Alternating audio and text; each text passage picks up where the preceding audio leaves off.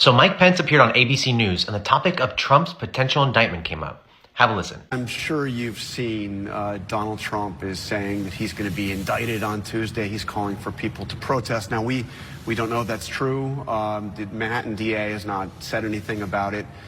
But he's calling for people to protest.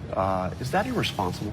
Well, first, let me say I'm taken aback at the idea of indicting a former president of the United States at a time when there's a crime wave in New York City. That the fact that the Manhattan DA thinks that indicting President Trump is his top priority, I think, just tells you everything you need to know about the radical left in this country. It just feels like a politically charged prosecution here, and I, for my part, I just feel like it's just not what the American people want to see. Oh, it's not what the majority of Americans want to see? Well, first, MAGA is not the majority of Americans. And second, I bet that majority of Americans want to see accountability.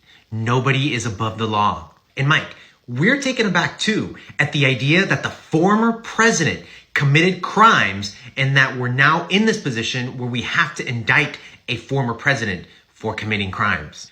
It's unprecedented. And you know, Mike, you can indict a former president and go after crime in New York. They're not mutually exclusive. You can do both. And don't even get me started on crime rates in southern states. It's not good. In fact, it's worse than New York. But you say he's a former president possibly about to be indicted, and it's unprecedented. Aren't his actions unprecedented? I mean, we never saw a presidential candidate give $130,000 to a porn star to keep her from talking. I mean, these are unprecedented actions.